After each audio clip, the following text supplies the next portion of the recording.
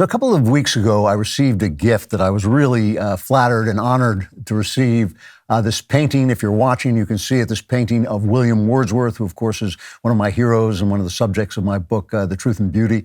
And it's really a terrific painting. It's just incredibly dynamic and colorful. It's by Arthur Kwon Lee, who in 2019 was voted Artist of the Year and shortly thereafter was blacklisted by the New York City art world. He is committed to revitalizing both Christianity and masculinity through his paintings. We'll show you some more of them if we can. But I wanted to talk to him about what happened because he is one of course, many artists who are being blacklisted for not basically pulling the leftist cart. Arthur, it's great to see you. How you doing? Thanks for having me on, Andrew. It's a pleasure. It's a pleasure to have you, and thank you again in person for the painting. First of all, to be the Artist of the Year, where does that come from? Who votes for that? So there's a couple different programs, but there's a residency program called the Ali Family Foundation, and they're really internationally known, and it's very competitive to get in. And I got in, and within my time working with these 6 different art dealers in New York City, I was this rising artist, we'll say, right? And I was essentially in social camouflage about my conservative and traditional values and getting heavily vetted, but eventually got to the point where I started to speak up and stand up for what's right. And obviously that did not line up with the ideological plantation of the woke narrative in New York City. So this story has been heard ad nauseum through the DailyWire, of course, but this is happening, of course, in the fine art world as well. So I lost all those relationships, and I'm independent now. Did anybody, when I was kind of kicked out of Hollywood, nobody ever said to me, "Oh, we can't stand your politics." In fact, many times they would say, "Oh, politics has nothing to do with it," but it's just the phone. It's just stopped ringing, and people who loved my work would say, "Yeah, we don't want to work with him," but never give a reason. Did you ever get directly confronted for your opinions? No, the art world, especially in New York City, is very small, right? So it's, they all pretty much know each other, and you work up through association. You hang out at the right bars, the right clubs that they all hang out with regularly throughout the week. So there's an in-circle network going on, right? So I just got ghosted. Really? You got ghosted? I just got ghosted. They just stopped responding to me altogether once the big thing as of now, I believe all these art galleries are just arms of propaganda today. All these sigils, the black flag with the Black Lives Matter white letters and the rainbow flag, this is all propaganda.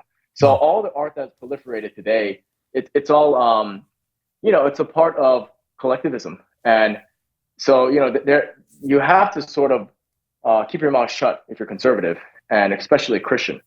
So I just kind of, it was deleterious that I was dealing with it, but I was having quite a bit of success because the actual beauty of my work was transcending their echo chamber. Yeah. But then once a man speaks, right? Once a man speaks, it's a different story. No, I know. When new producers would come to town, they would read a stack of 100 screenplays and call 2 people, and I was always one of them. But then I'd never hear from them again once they Googled me and found out what I was talking about. Now, because I know how this goes, you now are barred, right? You're not going to get the kind of review, say, in the New York Times or some mainstream art magazine that would make your name. You're not going to get that review anymore. So you're depending on what? How do you now proceed as an artist? So I will tell you this.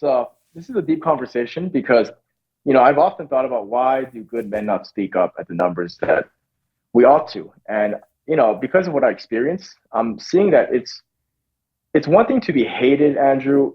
It's another to be hated and poor, which is basically the reason why most people are afraid to speak up. Because if you have your kids here and the HR lady can basically castigate you for having the wrong opinions, right? Then that's disconcerting. So what I was dealing with was basically a similar situation in the art realm.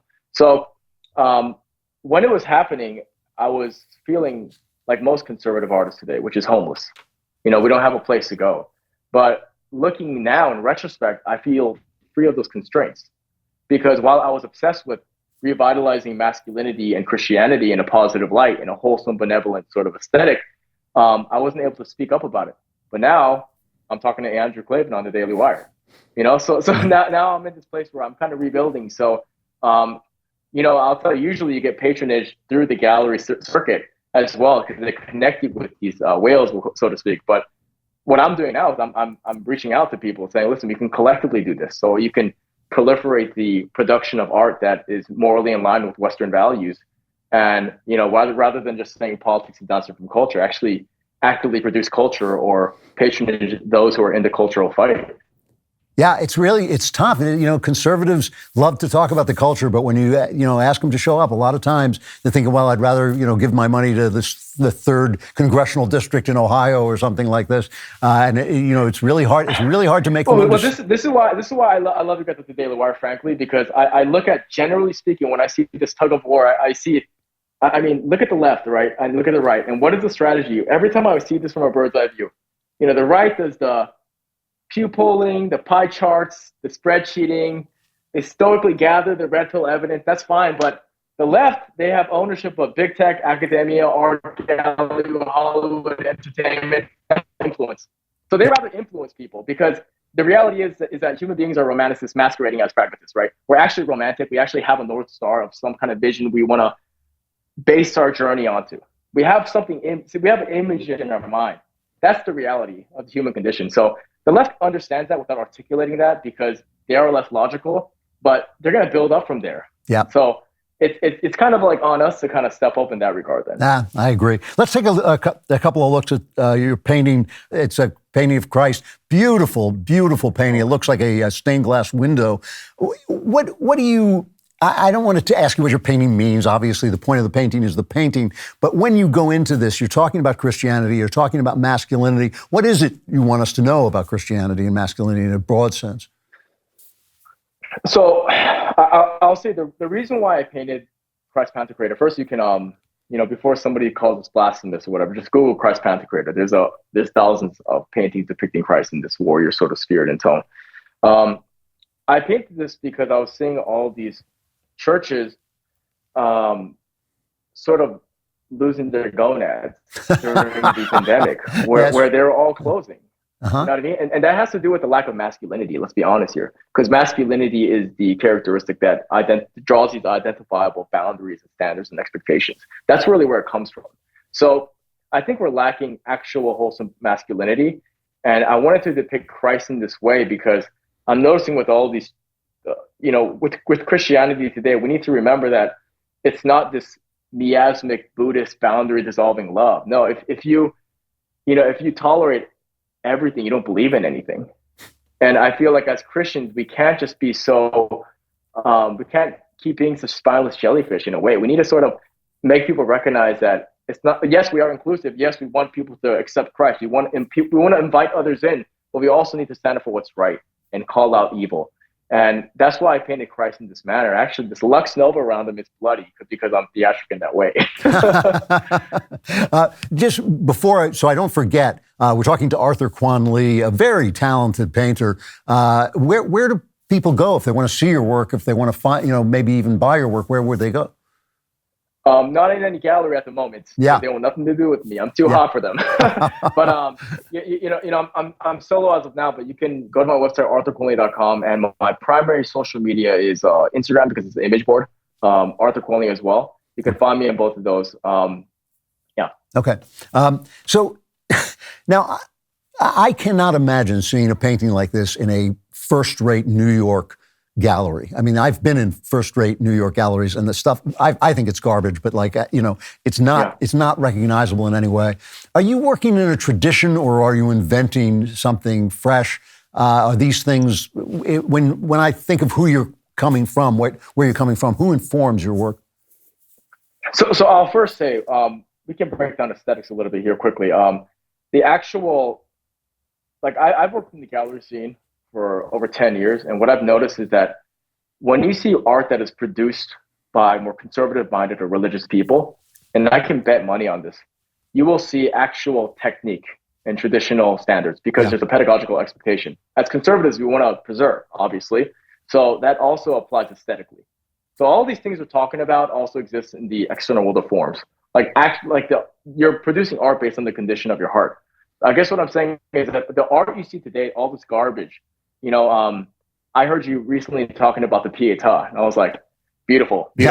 Because, only people who actually want to preserve Western values is going to produce that type of art, is my point. Because the tug of war is essentially aesthetic relativism versus universal standards. And you're painting from your values. So I'm painting from that same place as well. My father's a pastor, my mother's a composer, classical. So I'm kind of I'm like a visual fusion of them, actually, if I may. Yeah. So that's kind of what I'm excavating. So you got to learn the rules to break the rules, and I developed this technique and the skill to render, and I love art history, and that's where I'm painting from. But as of now, I'm currently working on a biblical series based on paintings in the Old Testament, but I'm trying to use new painting materiality and also do so in a way where young people can be attracted to it. It's not just this old, gray realism. I'm not just using realism here. I'm trying to also, be modern without being modern, I guess. I understand that completely. Yeah. I only have a minute left, so very briefly. Oh, okay. Very briefly, when I think of the storyteller's art, I see places where the walls are beginning to crack. The DailyWire is going to make some films and some, stories. I'm publishing books with a good publisher, even though it's really, really hard to do. I think there are other places that I could go if I lost that publisher. Is there any place for you to go? Are there any cracks in the wall in the art world? Not really. Yeah. All right. But I'll say that this is kind of an early announcement, but this potentiality of there being one with a business partner who contacted me. But as of now, that's also going to take time if we want to do it at the same level of some of those top 5 galleries. We're going to compete at that scale. But as of now, no. I can tell you, I have this art collective, and we're all conservative or Christian artists, and we all have said the same sentiment, which is that if you speak up against a Leviathan, you're canceled. Wow. Yeah. Arthur Kwon Lee, it's Kwon is your middle name, right? Yes, I got to tokenize my Asianness a little bit. All right.